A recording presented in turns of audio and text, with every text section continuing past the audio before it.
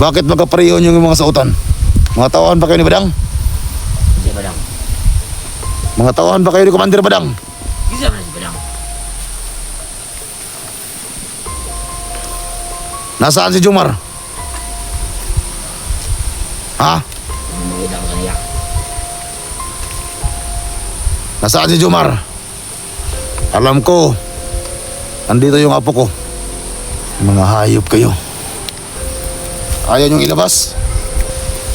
Gusto ko, ibigay niyo sa akin yung apo ko. Alam ko, nandito. Kung ayaw mo mamatay, ibigay mo sa akin. Mel.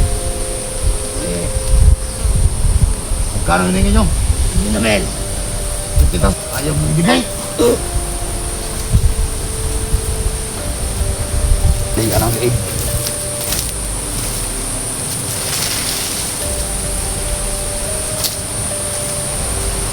Matigas ka.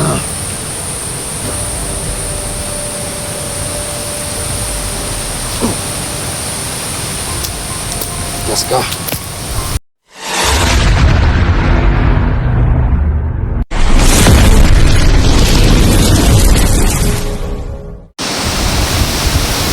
Mga kaibigan, sundan natin yung ating nagkita kanina.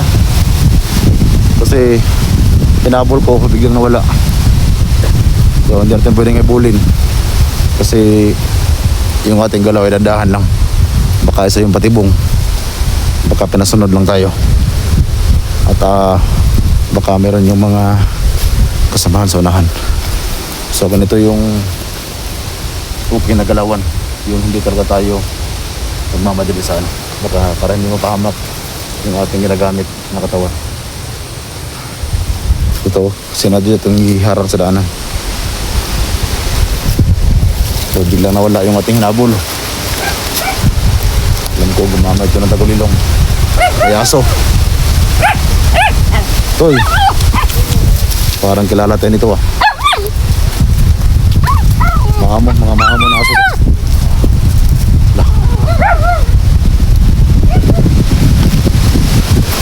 May kalaban.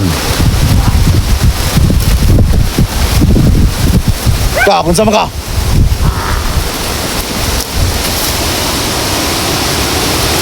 Ka, kung sama ka, ha?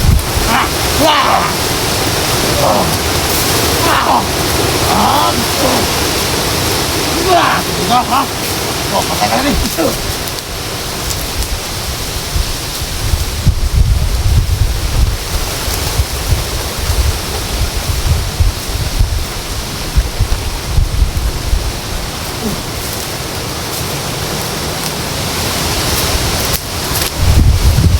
Yun yung ating hinabol kanina.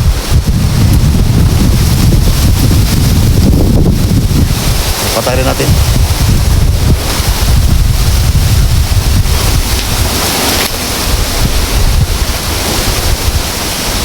Patuloy tayo. Kasi hindi natin pwedeng i-focus yung katawan ng patay sa video ni Jigo. Kasi bawal yan sa YouTube. Yun ang sabi ni Jigo sa akin.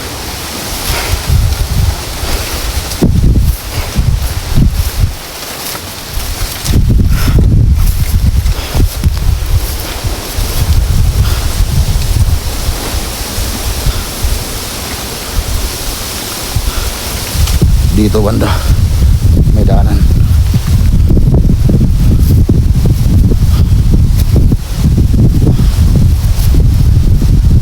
Daanan talaga papasok ron.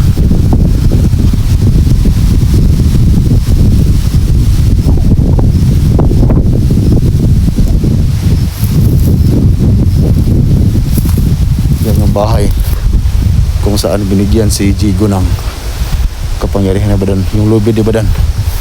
Hindi ko pa nakakalimutan yun.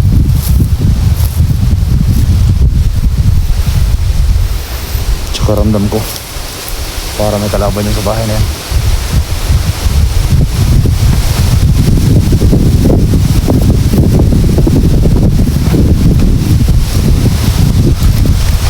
Kasi tayo sa bahay na yan.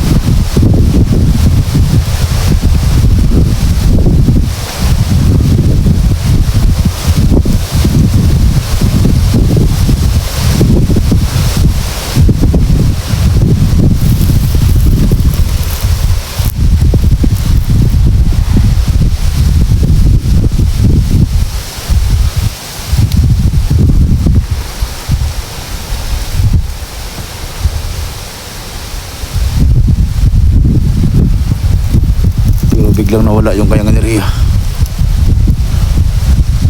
Siguro ay gumamit na naman ng tagulilong.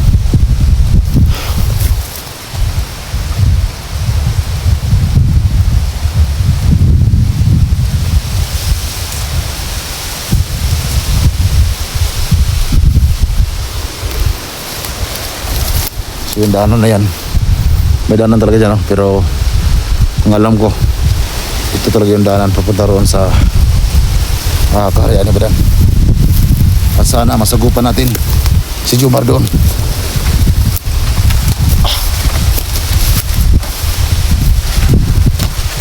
Hindi ko pwede magkamali. Dito talaga din lang ni Jomar, yung aking apo.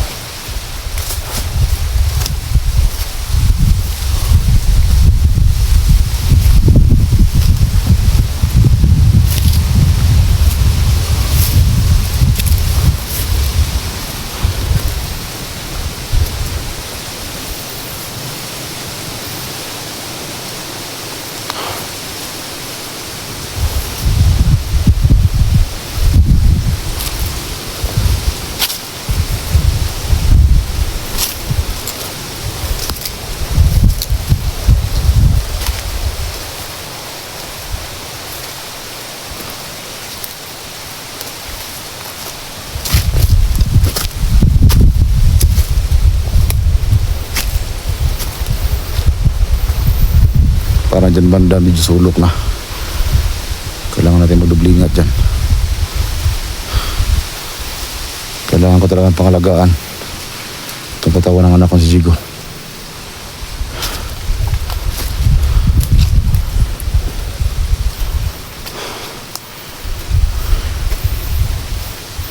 Magkaramdam muna tayo. Baka may nakatago dyan.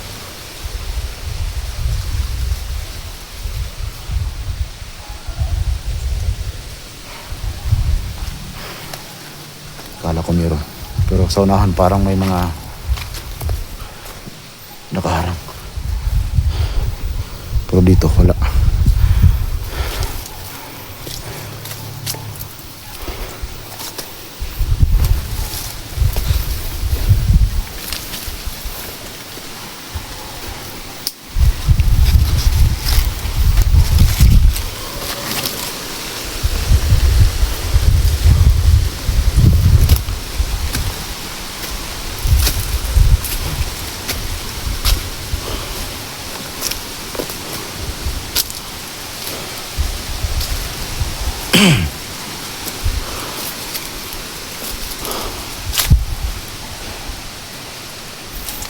Para masama ang kutob po dito. Kasi may mga narinig akong asa sa unahan. Pupuntahan ko muna sa unahan. Tingnan ko baka may nakaharang.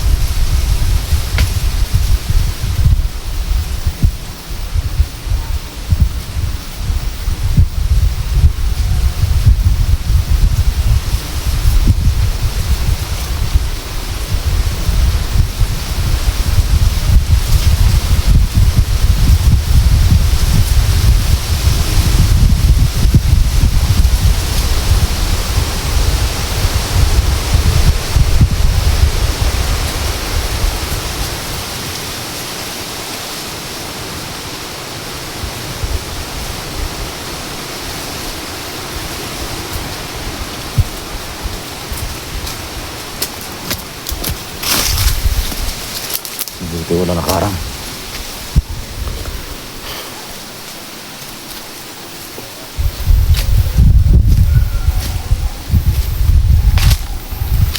Para may bahay ata dito sa unahan.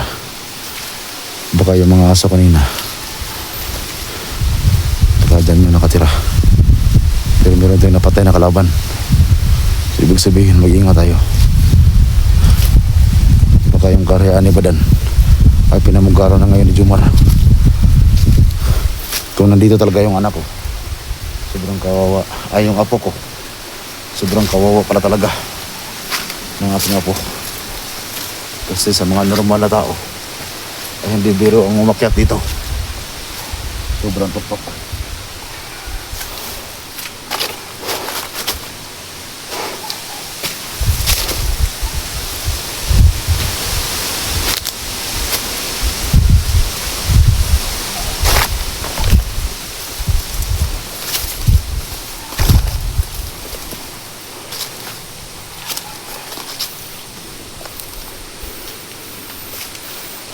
May mga tanim na mga kamuting kahoy.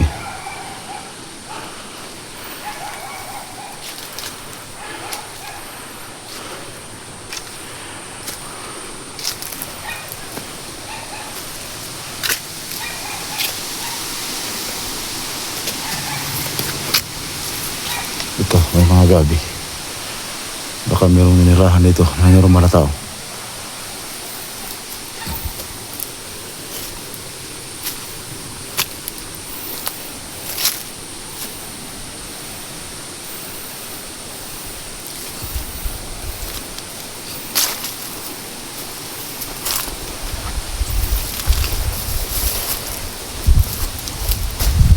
Sila muna tayo.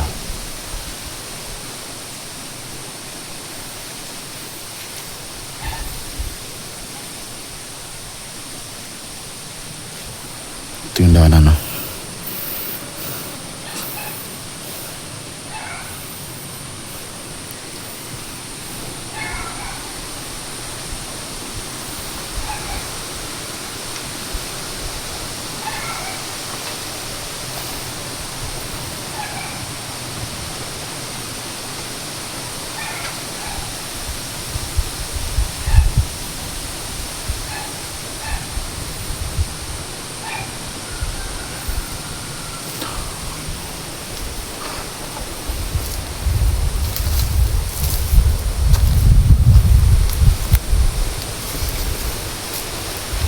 Ito mga napatayan natin mga kaibigan.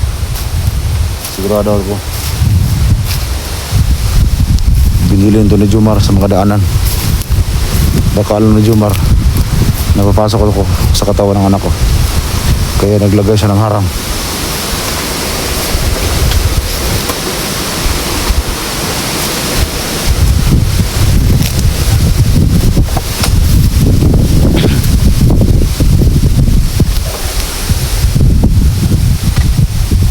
Sa unahan.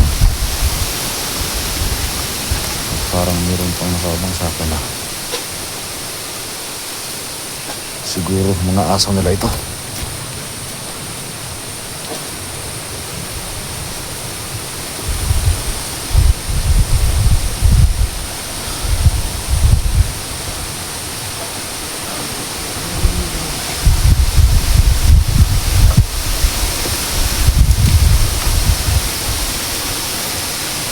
Para mga tawahan to ni Commander Badang. Halos magkapareho lang kalang kasuotan.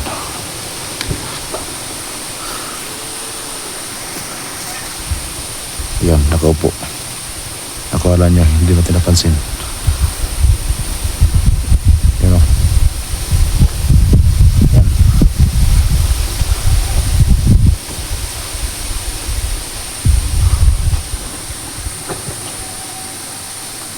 Lumabas yung paa.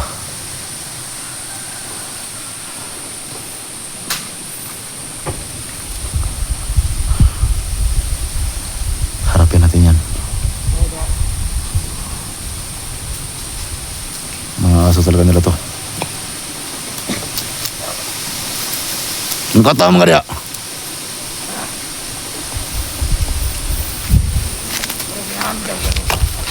Kinsay commander ni mo?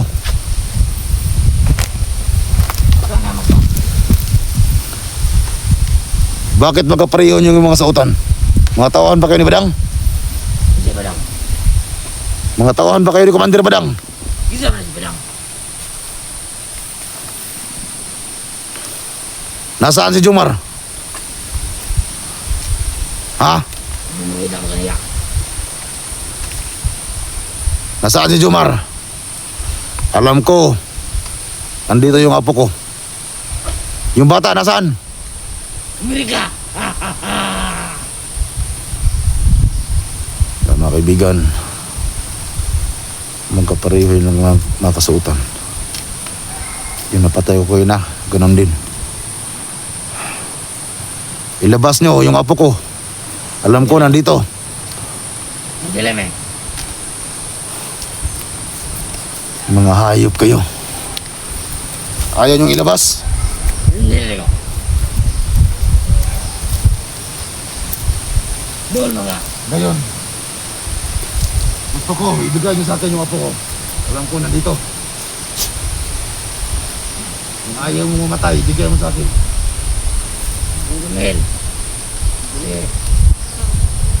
Magkano hiningi nyo? Hindi na Mel. 50,000? Ah. Anong akala nyo sa akin? Presidente? Ayos kayo. Yung hiningi ni Jomar sa akin. Ano lang, 20k lang, tapos ikaw, naging 50k.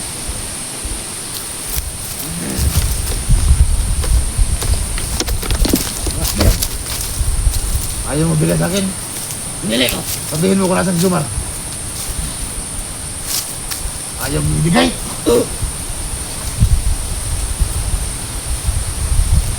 Babalian kita ng ulo. Matigas talaga kayo.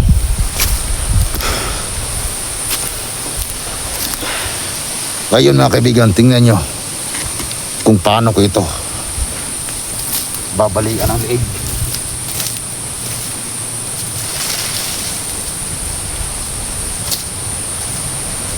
Matigas ka.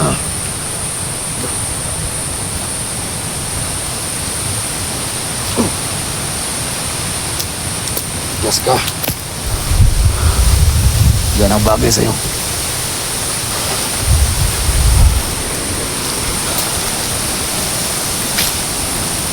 Kakaiba ito mga tauhan ni Jomar. Malakas ang loob. Ayaw magsalita.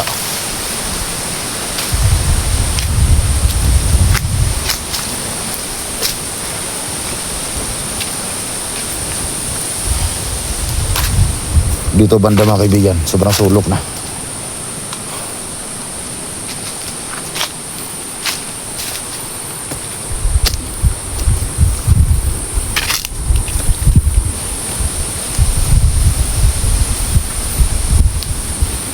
Yung kahoy na tinuring ni Badan ng kanyang karya ay parang nasunahan kayo.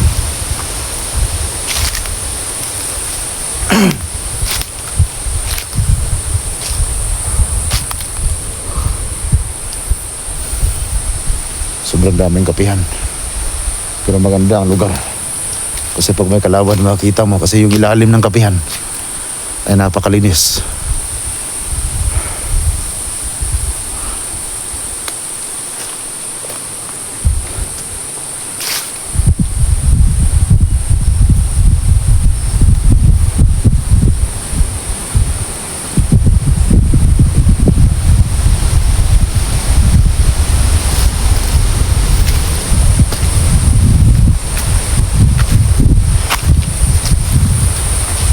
Huwag to si Jomar.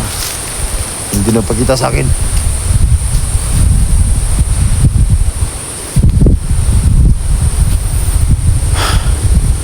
Lumabas ka Jomar kung matapang ka. Hinahamon kita.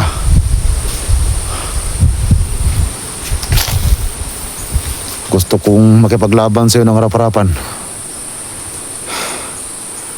Alam ko.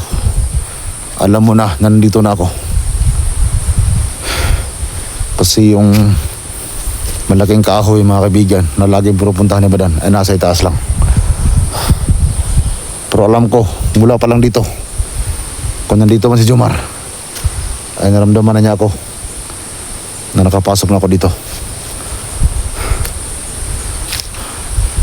Yung isa niyang tauhan ang hinihingi sa akin ay 50,000. Si Jomar 20,000.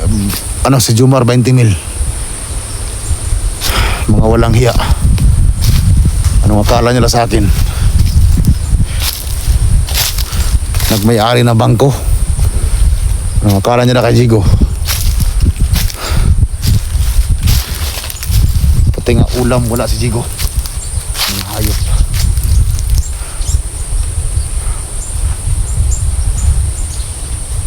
Jomar, lumabas ka dyan. Huwag kang duwag.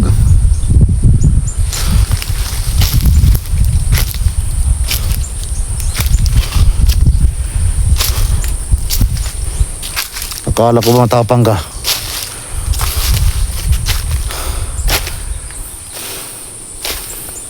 Yung mga tauhan mo na nakaharang sa daanan papunta sa Karyaan ni Badan ay napatay ko na lahat. Hindi ako ganun kabobo para mapatay ng mga tauhan mo. Kaya kung matapang ka, lumabas ka sa pinagtataguan mo.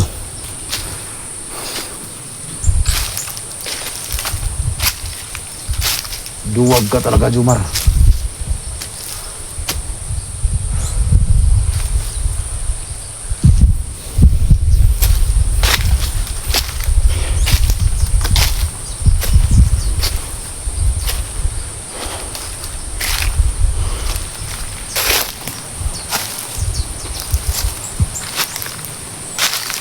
Pero alam ko mga kaibigan, kung si Jigo lang itong nagpunta rito ngayon, malamang sa malabang, lumplang si baba.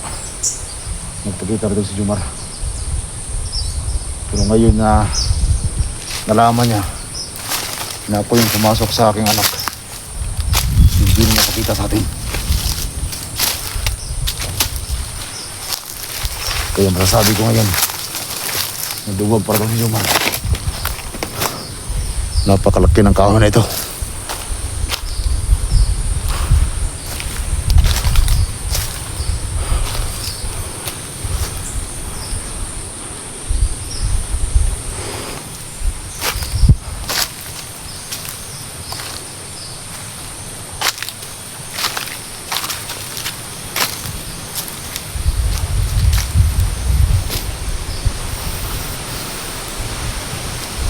Sa mga nakalala ng video ni Jigo dati, nagsama sila Badan, Dante at saka si Dax. Yung kahoy na kung saan sila nag-aalay ng manok, walang iba kundi yun, yung nasa itaas sa kahoy. Doon si Jigo nag-aalay ng manok kasama si Badan, at si Jigo yung nagputol ng liig ng manok. Yung kahoy na yan.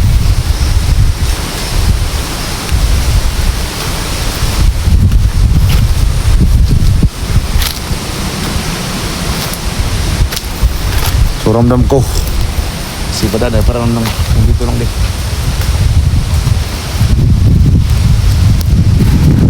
Punta sa dito. So ramdam ko parang hindi sumama yung aking kapatid. Parang si Badan lang yung nagpunta dito.